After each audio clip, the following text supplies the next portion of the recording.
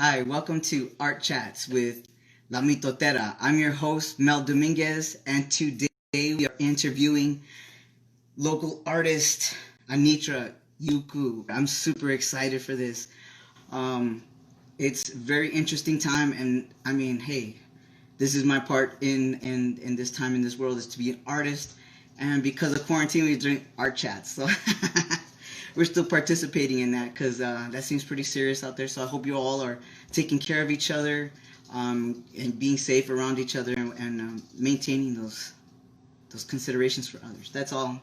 But it's given us a lot of time as a community to really think about what we're doing out there. And um, I sometimes consider I feel like a community leader.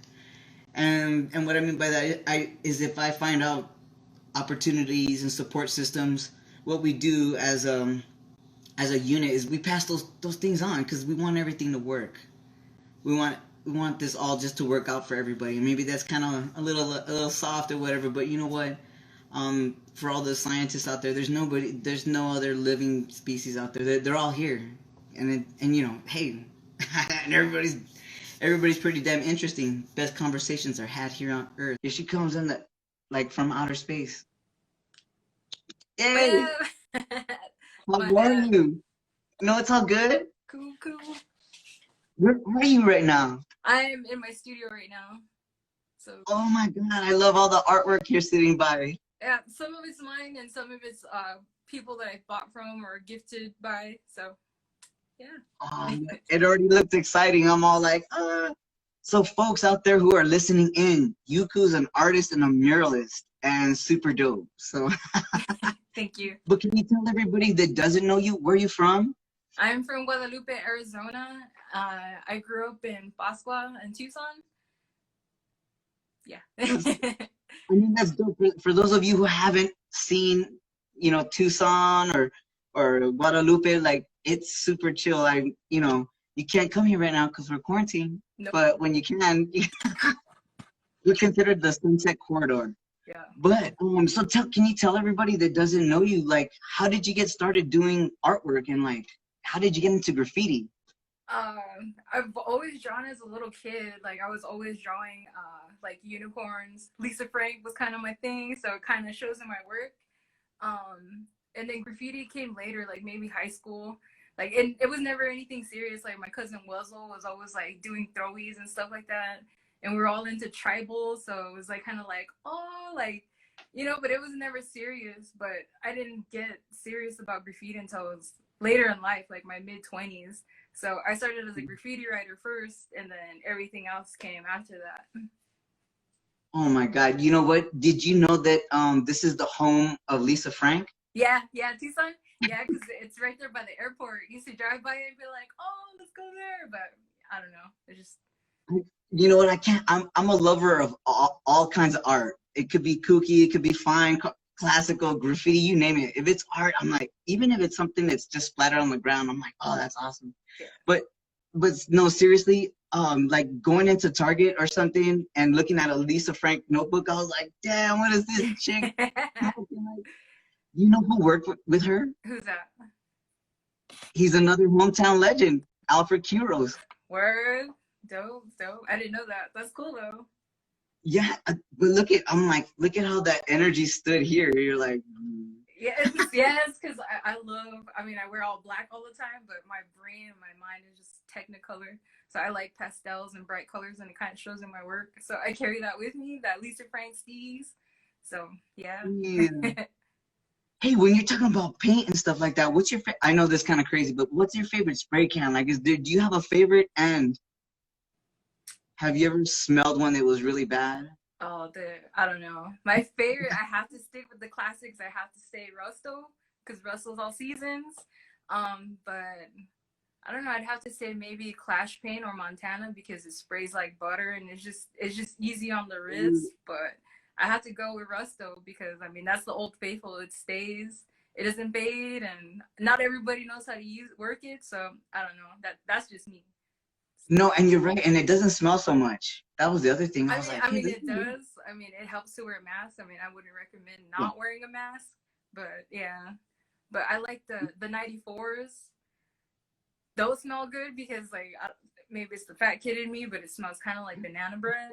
Right? It has like a weird banana bread smell. I don't know. So You know, I was actually considering if I had a son, I was gonna name him Rust-Oleum. So we could call him Rusty. Like, hey, Rusty, come here. That'd be cute. But that's just me. I don't think Melissa would be down for that. Or So you I'm can like, always get a dog too. Name it that, little Chihuahua. yeah, you know what's funny? We actually let our animals name themselves. I'm like, oh, I swear it just happens that way. But we got one that's named Cindy Lou. That's cute. Like a who? Yeah, exactly. She picked it. I was like, oh my God. But anyways, back to art. Oh my God. I mean, I was tripping out just because I was talking to you before, and it's funny because we know a lot of artists, and it's funny because in the graffiti world you sometimes only come across the male artist, you know, painting, Right. and sometimes it seems like a wrestling match, like you know. Yeah. But then when you see a female artist, you start to see a different perspective and a different way to use paint, and it's like, oh shit. Can you tell me a little bit about that? I guess with ladies, I guess it's more like they use their individuality more. I'm not saying that dudes aren't individuals, but I'm just saying like it seems to me like women draw more from their from the inside, and that's what they draw is like their different stories or their different like where they come from, because they're just telling like their stories like in a different way, and I think that's why it comes out the way it does. Yeah, but you did a super small one, and it had like space and a flower and like a woman coming, and I'm like, damn, that's mad powerful. Like, and it was small. Yeah. Wait, so there's magic behind what you're doing over there. The what? There's kind of like a magic going on with your paintings. Like it has like some sort of magic, spiritual kind of effect to it. Yeah, I mean, I guess that's where I draw from. Is like a lot of my artwork is like. That's why I don't really dabble with prints, because a lot of the stuff, it's like stuff that's been floating around, and I'm just like, it starts to speak to me, I guess, because I don't always know what I'm gonna paint until I get to the wall, and then I start letting it out. But I guess for the majority, it's like mostly, yeah, like you said, spiritual, based on that, and just like stories and like the root of the culture. I guess that's what I try to implement in my work, is like stories I've heard from like my nana, my tata, or just like different people like within our people that have told me things about just stuff that's not written in books. And so I try to kind of carry that into like my artwork. Like people want to think of indigenous people as like something from the past, but it's not that. Like culture, it's like a living, breathing thing. And that's what I like to convey with my work. That's why it's so bright and colorful, or how you said spiritual, because it's a big piece of my heart and my soul goes into it. So I think maybe that's what adds to it. It's just like that little extra. And I think that's what's coming across in my acrylic. And that's kind of. It does. You can see it. It's got like a force field, like, you know? Yeah. Yeah, that's kind of. I think it's super neat. I'm like, dang. I mean, because seriously, like I said, I'm passionate about art. So when I go and I check out other people's arts, it's like you're getting to look inside someone's brain. Yeah. Almost, right? You know? Or like their personality, or because sometimes they don't look like what they paint. I guess you can say, like, you never guess. I guess when I'm not smiling, people think I look really mean, and that's just my yucky face. So it's kind of, I can see how that is though with other artists though. So I mean, it's cool though, like, because looking at somebody's art, like, you'd never think that's what they're thinking, like just looking at them, like you never. So I think that's what's the dope thing about art and just artists in general, is like you don't know what they're thinking, but then you look at their work and you're like, whoa, that's pretty dope. Yeah. I've always loved that. It's always had an effect on me, and I see that it's picking up more and more. So I'm hoping that these programs at this moment can use this as kind of like an art therapy for the community. Word, yeah. You know what I'm saying? Yeah. So I'm over here with downtime. I'm all writing all these notes. I'm like, yeah, we're gonna take over the planet with art. Pretty much. I mean, it's a revolution. I mean, with every revolution that's all at the forefront, that's what it is, musicians and artists.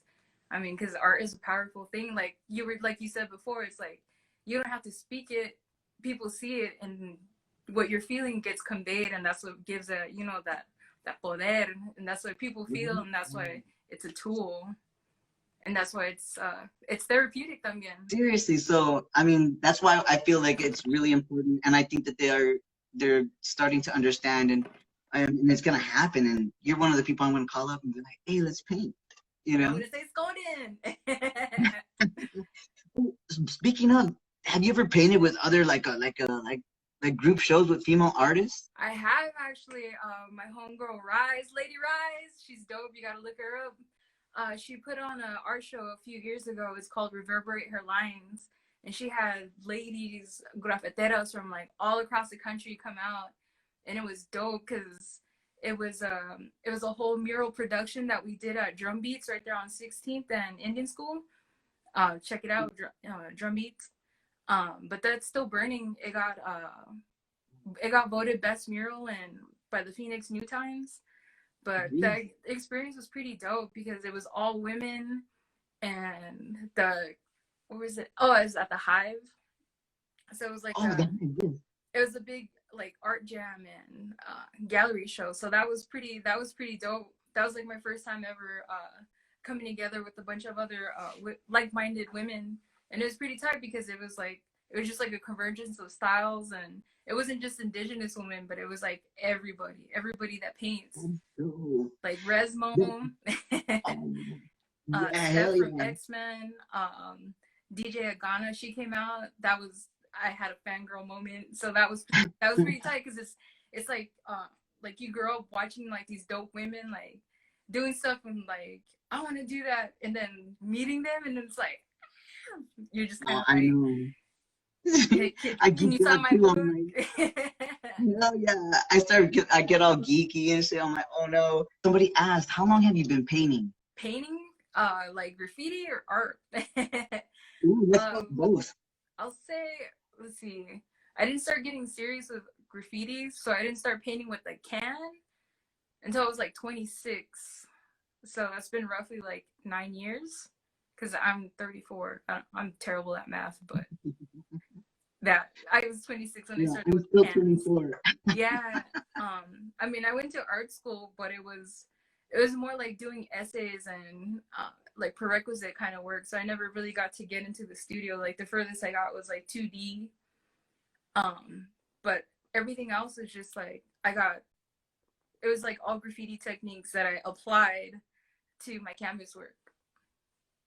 That's dope. That's right. So you technically you taught yourself how to paint, right? Kind of. Well, acrylics, yes, but with the graffiti, I looked up to my big homies on RES, Dueno, my now husband. He was my crewmate at the time. He rode, so he taught me a lot of what I know, and I owe a lot to him too.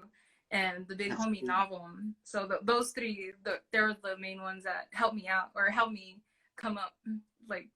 That's because they wouldn't give me props. They'd be like, "Yo, that shit sucks. Like, do it over." Or like, I show them letters, and they'd be like, "Nah, dog, that's no."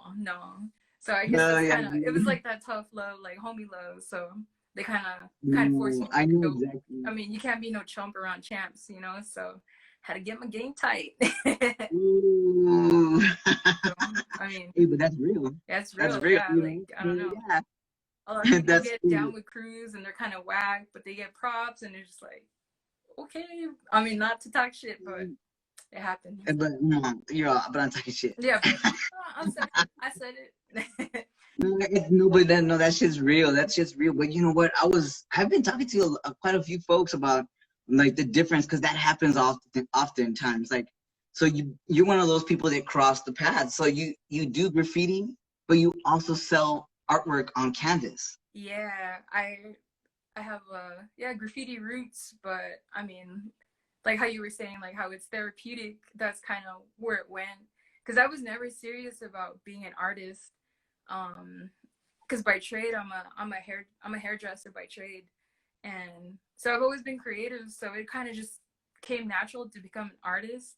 but I never thought about it seriously. Like, I never thought I would be in galleries. I never thought people would buy my work.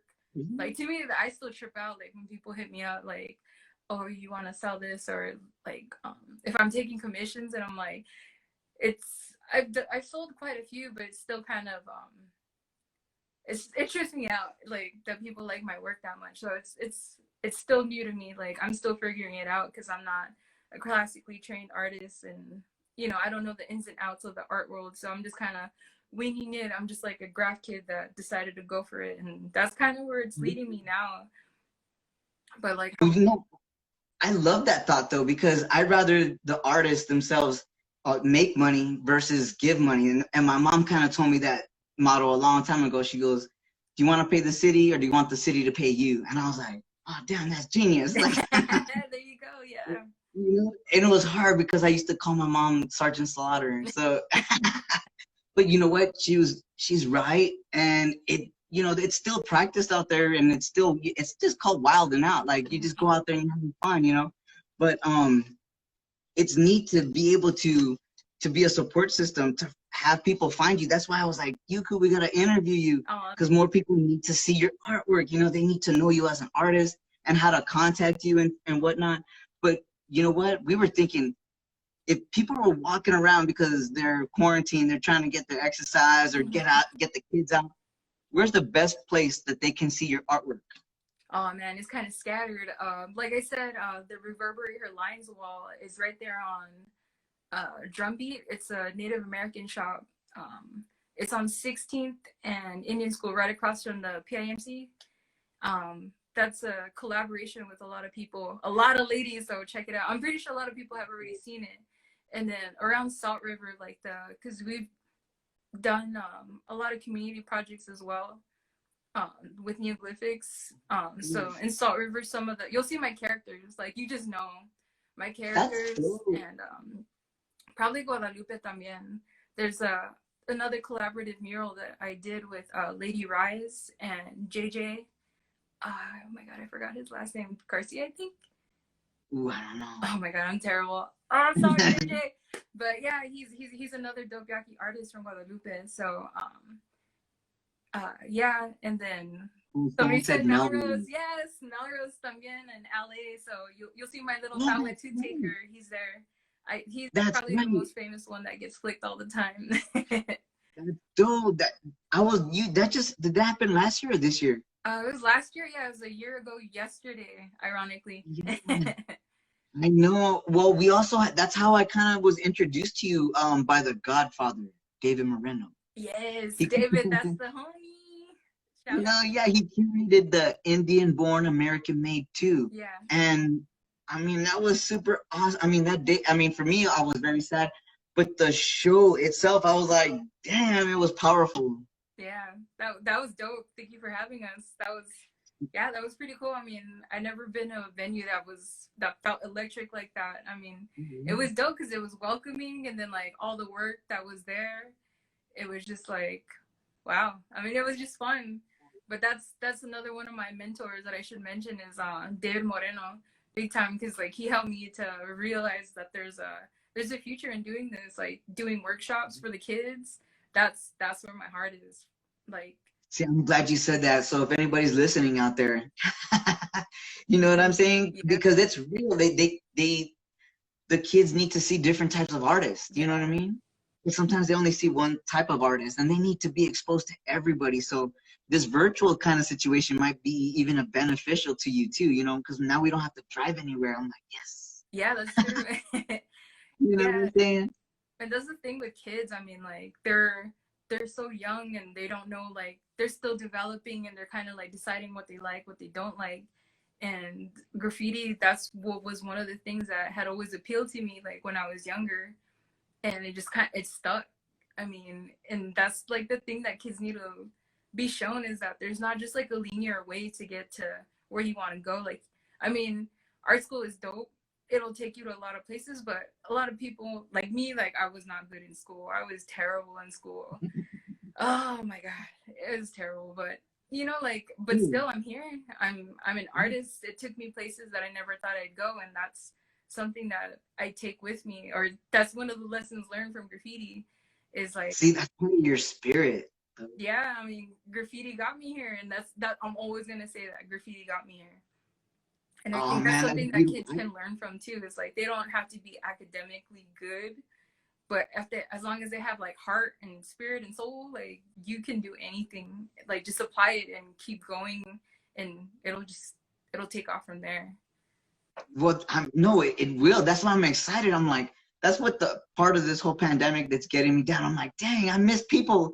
Like, there's things that we were gonna do and paint and all this, and so it's kind of hard to just kind of be chillaxed at home and not think Yeah. about it.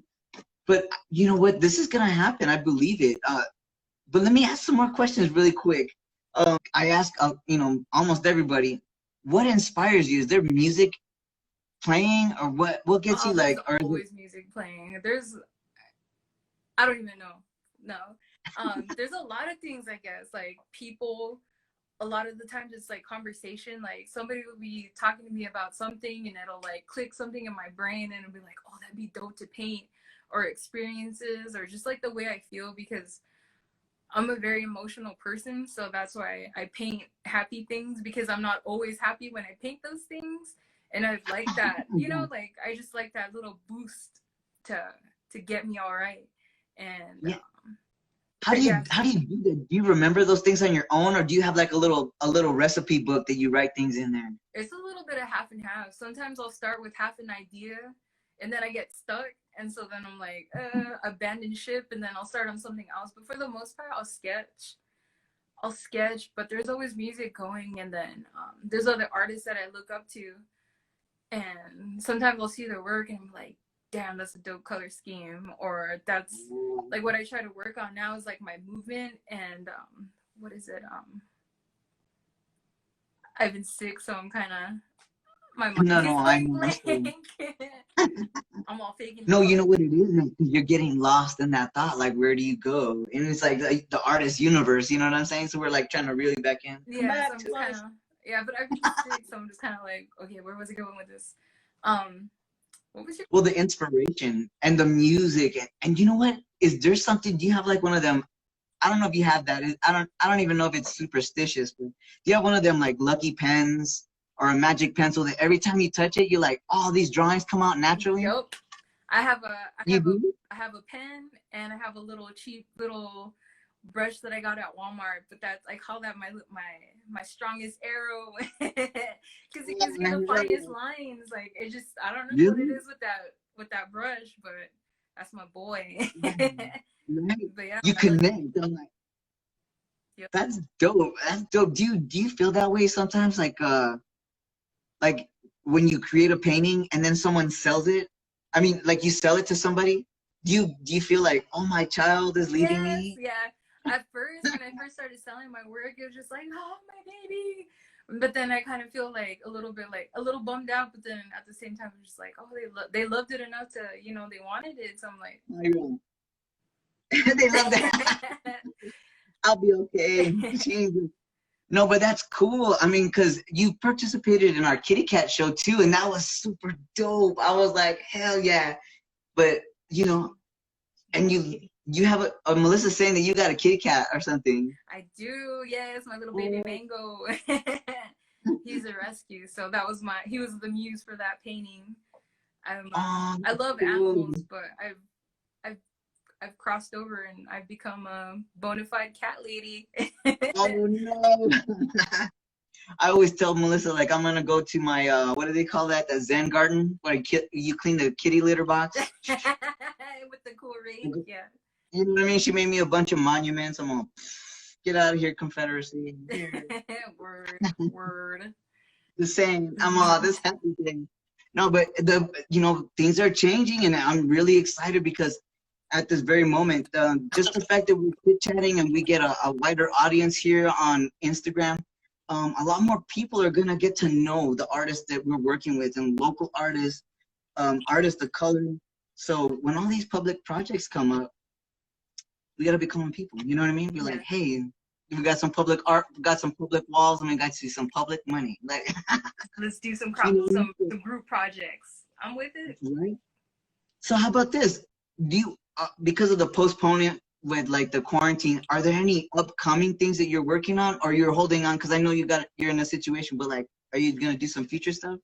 I'm working on stuff now. A lot of the art shows that were supposed to happen got postponed, so it gave me time to kind of rework some of the stuff that I was working on. But I have some things still going among some commission work too. So I'm pretty excited to put out new work because it's a little different than what I've been doing. Because I know I do a lot Ooh. of the cute stuff. Because I mean it's just another thing from childhood that carried on into my adult life. The kawaii style, like I'm pretty sure everybody knows Hello Kitty, Tokidoki, stuff like that. Hell yeah. It's the art of cute, and that's what I aim for. I love all that stuff, but when I think of it from a stoner perspective. So, because all those little cartoons trip me out. I'm like, you did share with me. I mean, I'm sad that everything got postponed, but there was a big one in there that you were a part of. Can you share that with people? I mean, because there's some real fans out there. That's a no? We no can't mention. I'm not sure. Do you know what I'm talking about? It was well, it got announced, so I'm pretty sure. I mean, it was the Mark Bode show that Champ Styles, what up, homie?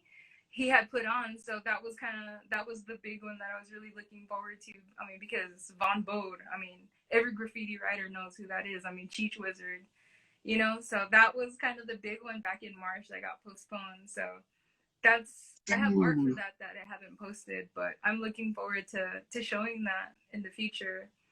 Oh my God, dude. If I should ever be so lucky, that would be so dope if you showed it at my gallery. But I know Mark Bode comes first. But it's just because, like I said, I'm a super fan as well. I'm like, that, all the color stuff, all the style. I thought I was going to grow up and be Cheech Wizard. I'm like, that's what I want to do with my life. Like, see, there you go. Oh, hey, do you have any of your own personal work nearby that we can see? If I move my big head, I have this one. Oh, right on. Yeah. Hell yeah. It's an older one. It's called I did it for the first neoglyphic show at the U of A. I don't remember what year it was. But I titled it The Motherland She Echoes. And it's just like a tribute into like where we come from. Like I'm Yaqui, so I always heard stories like from my nana and tata, like they work the fields, and you know, it's just like where we come from is like the desert, and like those roots are ancient and they can't be contested. I mean, because it's like what's in our blood. And then that's why I paint a lot of what I do, like desert scenery, because that's what inspires me, you know, like that's home, that's creation in itself. So that's why I paint pretty stuff. No, that's dope. I mean, when you get a chance, and we're gonna set, if people here online want to find you, what's your Instagram handle? It's Yukue1 on Instagram. All right. Yeah, that way they can go back and actually look at some of your artwork that you posted, so that they can get a more better vision, because your stuff's amazing, dude. I'm like, dang. When do you come down to Tucson? Do you do that often, or is that how? I come maybe every 2 months, maybe. Well, because my family's still down there. My parents are down there in Bosco, so I come quite often, I guess. We're supposed to go last weekend to paint with the homie Knox, but something came out, so we weren't able to paint that time. But yeah, we usually go down there to paint. And that's right. Because you can't get some motor dog outside of Tucson, so yeah. That's facts. That's facts. Yeah, dude. Those are the things I miss. Is there anything that you miss being in quarantine? Oh, I miss hanging out with the homies. I miss my homegirl Resmo. I just miss being able to go out to eat. Chinese buffet, you know, like stuff you take for granted, and just I miss painting. I mean, because I've been sick. I live with lupus, so that makes it really hard to be out in the sun and the heat. So I just kind of gotta shelter in place, and that's why I've been kind of gravitating more towards the canvas work, because it's that's the thing about being sick all the time. It's like you can't really be sad. I mean, my mama didn't raise a quitter, so I can't be all like, oh, poor me, I can't paint outside, so I'm gonna transfer that energy to the canvas. So I think that's why it's been affecting my work in a lot of ways, because it's kind of forcing me to, you know, get better or get sharper. But it's cool. I like it. I mean, I appreciate where it's going. No, it's all, I'm looking at you like this because I'm like, man, you're all pretty with your flower, and you would never know. You're a badass. You're like, I'm not gonna get down because of this. I'm gonna be doing more work. Like, that's dope. And you know what? And you mentioned that you don't want to do prints, but have you ever really? I mean, have you considered creating your own coloring book? I have actually.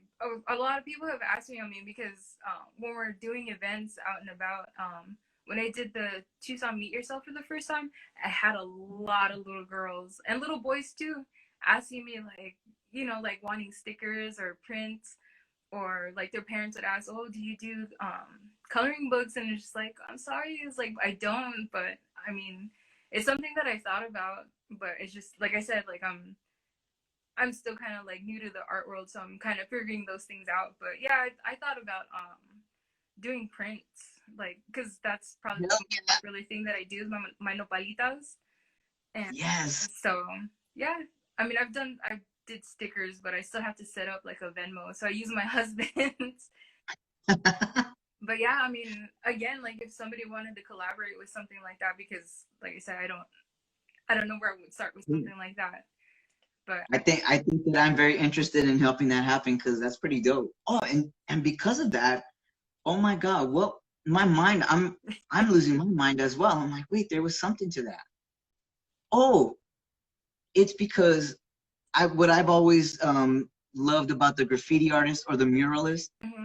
is because as a child growing up in Los Angeles, you're driving or you're getting on the freeway or going all these and traffic and whatnot, and now and then you'll see some graffiti art or some actual public art that was paid by the city, Uh-huh. and sometimes you'd be really lucky and you'd see the artist painting it. Yeah. That's the biggest thing for these young kids when they see you, the young men and women, when they come up and they look at you as an artist, they're like, oh my God, because they can't talk to nobody at a museum Yeah. about painting about Columbus or something. They're like, there ain't nobody to talk to about it. And sometimes they don't even let you get close enough to look at it. Yeah. So you know what I'm saying? Yeah. So you being out there is like huge, like that they see you. It's like with a living legend. There you go. Yeah. I mean, that's what we've always said, like when we did a lot of like youth workshops with New Glyphics, and then again with David Moreno. And that was probably the biggest takeaway from doing the workshops, like in Pascua, because, like as a little kid, like I wish I would have had like some kind of role model like that would have put me on that path, to art when I was younger. But a lot of those kids are like, their eyes are just like so big, and they're like, wow. And they really start asking you questions, and then like, so I was a traviesa, so I'm like, where's your mom? Or, and they're just like, you want to try? And so they're like, yeah. And they, and then in the future, like that's something that they're going to take away. Like they're going to be like, wow, like I remember, like they probably won't remember my name or who was there with them, but they're going to remember that experience. And to me, that's what's dope. Yeah, no, that's why it's a gift. You know what I'm saying? Yeah. Like being out there and being attainable to the young people in the environment, because sometimes they don't even know what they're looking at, and so they have you there to ask and be like, hey, what's that mean? Mm-hmm. You know what I mean? And they could stop and talk to you about it. So, man, I'm hoping that we could do a lot of things together, especially because the way that like things are rotating right now, we'll be able to get out there, but when it's nice and cool, Yeah, like not October. So I mean, yeah, all yeah, day. there's only a few months in Arizona, when it's bearable. I know it's a real thing, and man, it's a real thing, and that's the other part to it. I don't. This is my last question for you. Okay. If you were to have like this fantasy dream, like the ultimate, what's your ultimate dream as an artist? Like, what do you want? What do you want to do? Like, is that too crazy? Is that too open? I'm gonna talk for an hour. Yeah. What do you mean, like my ultimate dream as an artist, or How about this? Where do you see yourself in the next 5 to 10 years? the next 5 to 10 years? Let me see. Definitely collaborating more with other artists, other like-minded artists, like, because I think that's where it's at. Like for me, like I like doing group projects because it's fun. Because like with the homies and Neoglyphics, like Resmo, I see you, Rise, Knox, the big homie Dwayne, all these other times. Oh, Engine 2, Strike. We've never planned anything, but it just comes together like beautifully without ever having a sketch.